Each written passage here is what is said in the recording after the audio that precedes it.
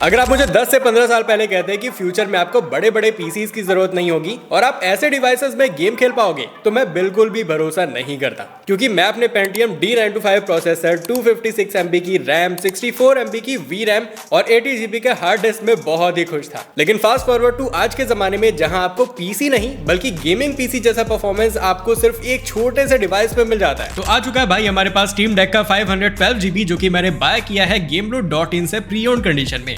लेकिन पहले चेक करते हैं कि आखिर इसके बॉक्स में मिलता क्या क्या है। तो सारे बॉक्सेस को ओपन करने के बाद हमें ये कैरी केस मिल जाता है जिसके अंदर है हमारा स्टीम डेक, जो कि भाई हाथों में काफी सॉलिड फील हो रहा है। सबसे पहली चीज मैंने नोटिस की ना वो है इसका साइज। इसे बाय करने के बाद इंस्टेंटली आप नोटिस करोगे कि काफी बड़ा है भाई ये। अगर मैं आपको कंपैरिजन करके दिखाऊं तो मेरे सामने ये 14 इंच का लैपटॉप है एंड स्टीम डेक की लेंथ भी ऑलमोस्ट इसके बराबर ही है। फिर ये रहा PS5 का कंट्रोलर और ये है वायरलेस कीबोर्ड। लेकिन सरप्राइजिंगली इसे होल्ड करना इतना ही इजी है और डिजाइन भी काफी कम्फी है, जिससे आपको पता ही नहीं चलता कि आपने इतना बड़ा डिवाइस पकड़ रखा है। मैंने आज से पहले हैंडहेल्ड के नाम पर Nintendo Switch Lite और PSP ही यूज किया है, जो कि इतने कॉम्पैक्ट है कि आप उसे अपने पॉकेट में रखकर घूम सकते हैं। लेकिन स्टीम डेक उनसे बहुत ज्यादा बड़ा है। बाकी यूज करने पे तो मुझे कभी भी ऐसा फील नहीं हुआ कि बहुत हैवी है या फिर कुछ प्रॉब्लम आ रही हो, तो आप भी इसे आराम से कहीं पर भी लेकर जा सकते हो। ऊपर से इसके साथ कैरी केस भी आता है तो वो और भी कन्वीनियंट बना देता है इसे। अब स्टीम डेक को मैंने कर लिया है सेटअप और अब बाकी है इसमें कुछ गेम्स वगैरह इंस्टॉल करने का। एंड जब तक ये इंस्टॉल हो रहा है तब तक हम कुछ और काम की बातें कर लेते हैं एंड स्पेसिफिकेशंस जान लेते हैं।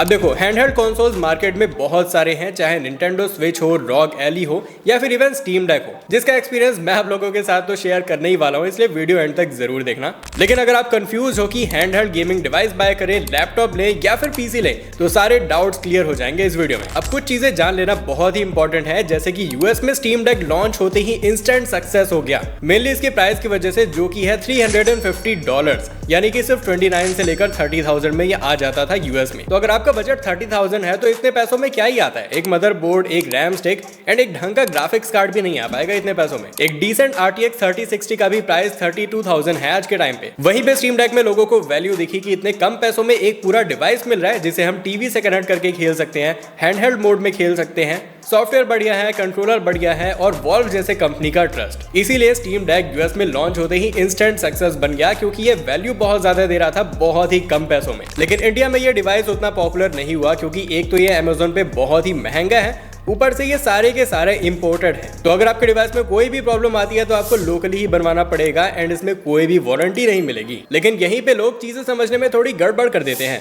आपको अमेज़न या कहीं और से कोई सपोर्ट या फिर वारंटी तो मिलने वाली है नहीं। तो न्यू बाय करने की जगह आप pre owned steam deck buy कर सकते हो gameloot.in से। एंड हाँ, ये डिवाइस मैंने gameloot.in से ही मंगाया है, इसीलिए ये मुझे बहुत ज्यादा ही चीप पड़ा, जहां पे आप ना सिर्फ स्टीम डेक बल्कि बहुत सारे गेमिंग डिवाइसेस बाय कर सकते हो न्यू, ओपन बॉक्स और प्री ओन्ड कंडीशन में। एंड आप एक बार स्टीम डेक के भी प्राइसेस कंपेयर करके देख लो Gameloot और Amazon के बीच में, यहाँ पे बहुत ज्यादा ही चीप है। तो ये जो स्पेक्स मैं आपको बता रहा हूँ ये सारे LCD वर्जन के हैं, क्योंकि मेरे पास भी वही है। OLED वर्जन में थोड़े बहुत चेंजेस हैं, लेकिन उसके भी स्पेक्स मैंने दे दिए हैं डिस्क्रिप्शन में। तो इसमें आपको मिल जाता है 7 नैनोमीटर का कस्टम AMD APU, जो कि 2.4 बेस से 3.5 GHz तक चला जाता है। 16 GB की LPDDR रैम है और स्टोरेज डिपेंड करता है कि आप कौन सा वेरिएंट लेते हो। मेरे पास यहाँ पे 512 GB का है, लेकिन 64 GB एंड 1 TB के भी ऑप्शंस अवेलेबल हैं। बाकी मैं आपको रिकमेंड करूंगा कि आप 64 GB वाला वेरिएंट ना लेकर 512 GB वाला वेरिएंट लो, क्योंकि दोनों में बस 1-2 हज़ार का ही डिफरेंस है gameloot.in पे। अगर बटन्स की बात की जाए तो ये काफी हद तक कंट्रोलर की तरह ही हैं। जैसे कि यहाँ पर डी पैड मिल जाता है, 2 थंब स्टिक्स हैं और Xbox वाला लेआउट भी है। फिर मैंने यहाँ पर जो नई चीज देखी वो है ट्रैक पैड। वैसे तो ये गेम में काम नहीं आता है, लेकिन डेस्कटॉप मोड में ये काफी काम आने वाला है एंड ये ट्रैक पैड दोनों ही साइड मिल जाता है। फिर लेफ्ट और राइट में आपको स्पीकर्स मिल जाते हैं।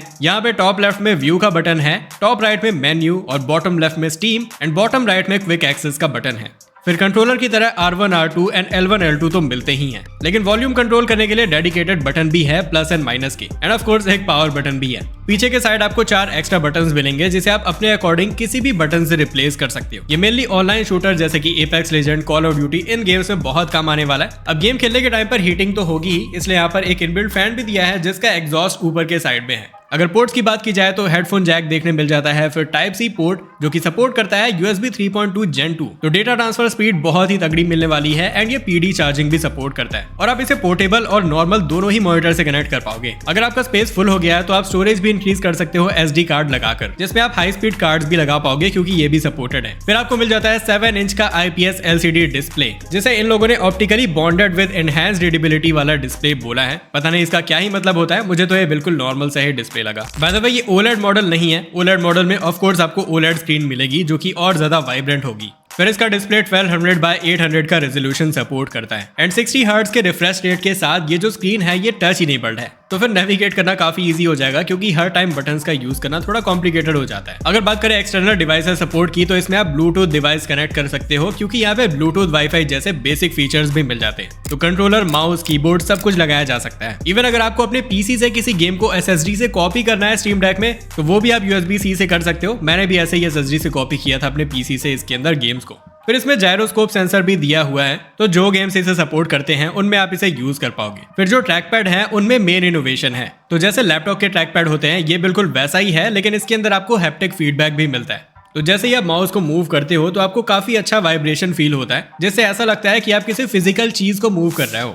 साथ ही में ये प्रेशर सेंसिटिव भी है, इसका मतलब है कि आप इसे प्रोग्राम कर सकते हो कि कितने जोर से प्रेस करने पे क्या चीज एक्टिवेट होगा। जैसे कि कम ताकत लगाकर आप किसी और चीज को एक्टिवेट कर सकते हो और ज्यादा प्रेस करने से आप किसी और ही चीज को एक्टिवेट कर पाओगे। बेसिकली जैसे L2 और R2 बटन्स होते हैं बिल्कुल वैसे ही। बैटरी बैकअप की बात की जाए तो कंपनी जो क्लेम करती है आप उसे भूल जाओ। मैं आपको अपना एक्सपीरियंस बताता हूँ। फुल चार्ज पे मुझे 1.5 से 2 घंटे का बैटरी बैकअप हर बार मिल ही गया था। बाकी अगर आपको और भी ज्यादा बैटरी चाहिए तो उसके लिए आप ओवरले में जाकर अंडर क्लॉक कर सकते हो CPU को, या फिर गेम को भी 30 FPS पर लॉक कर सकते हो, जिससे आपको 20 से 40 मिनट का बैकअप और भी मिल जाएगा। और स्टैंड बाय मोड की बात करें तो इसमें बैटरी कम ही नहीं होती है, मतलब बहुत ज्यादा ही धीरे कम होती है। मैंने 8 से 9 घंटे बस गेम डाउनलोड किए और फिर भी जो बैटरी थी वो 20-30% ही कम हुई होगी। जो लोग निंटेंडो जैसे कंसोल से आ रहे हैं जहां आपको लिटरली 3 से 4 घंटे का बैकअप मिलता है और स्केप्टिकल है कि स्टीम डेक पे अपग्रेड करना चाहिए या फिर नहीं, तो हाँ, तो डेफिनेटली आप स्टीम डेक पे अपग्रेड कर सकते हो। हाँ, इसमें थोड़ी कम बैकअप मिलेगी लेकिन ये उतना भी बुरा नहीं है जितना आप सोचते हो। एटलीस्ट आप गेम तो फ्री में खेल पाओगे। अब वैसे तो इसमें स्टीम OS है जो स्टीम स्टोर की जैसा ही दिखता है, लेकिन ये काफी ऑप्टिमाइज्ड है। सारे गेम्स आपको लाइब्रेरी में मिल जाते हैं, अचीवमेंट, फ्रेंड्स, सारा सेक्शन काफी इजीली अवेलेबल है और स्टीम से तो लोग वैसे भी यूज्ड होते हैं, तो आपको कोई भी प्रॉब्लम नहीं आने वाली है इसे यूज करने में। साथ ही में यहाँ पर एक डेडिकेटेड बटन भी दिया गया है स्टीम के नाम का, जिसे यूज करके आप डायरेक्टली लाइब्रेरी की चीजों को एक्सेस कर सकते हो। क्विक एक्सेस बटन को प्रेस करने पे बहुत सारे ऑप्शंस आ जाते हैं जहां पर आप ऑडियो, माइक का लेवल कम या फिर ज्यादा कर सकते हो। बाकी अगर मैंने नहीं बताया तो इसमें बिल्ट इन माइक भी है जिसके लेवल को आप कम ज्यादा कर सकते हो, तो अगर आपके पास हेडफोन या फिर कोई भी ईयरफोन वगैरह नहीं है तो भी आप अपने टीममेट से बात कर पाओगे। क्विक एक्सेस बटन को प्रेस करके आप हैप्टिक या फिर रंबल को ऑन ऑफ कर सकते हो। फिर यहाँ पर आपको परफॉर्मेंस ओवरले का भी ऑप्शन मिल जाता है, तो अगर आप किसी भी गेम को ओपन करते हो तो वहां पर स्टैट्स दिखेंगे जैसे कि CPU यूजेज, GPU यूजेज और FPS काउंटर भी, एंड बाकी सारी काम की चीजें यहाँ पर दिख जाती हैं। तो आपको कोई थर्ड पार्टी सॉफ्टवेयर इंस्टॉल करने की जरूरत नहीं पड़ेगी किसी भी चीज को देखने के लिए। यहीं पर फ्रेम लिमिट और अंडर क्लॉक करने की भी सेटिंग्स हैं, तो आप थोड़े बहुत ट्वीक्स करके बैटरी लाइफ को बहुत ज्यादा एक्सटेंड कर सकते हो। फिर पावर बटन को लॉन्ग प्रेस करके आप डेस्कटॉप मोड में जा सकते हो, जो विंडोज 10 या फिर 11 तो नहीं है, लेकिन आपको विंडोज जैसी फीलिंग जरूर दे देता है। एंड आपको यहाँ पर बहुत सी फ्लेक्सिबिलिटी भी मिलती है, जैसे कि आप ढेर सारे एप्स इंस्टॉल कर सकते हो, एम्यूलेटर्स डाउनलोड कर सकते हो, एंड जो भी थर्ड पार्टी एप्स या फिर गेम्स चलाने हो, ब्राउज करना हो, यूट्यूब वीडियो देखना हो, OTT प्लेटफॉर्म्स यूज करने हो,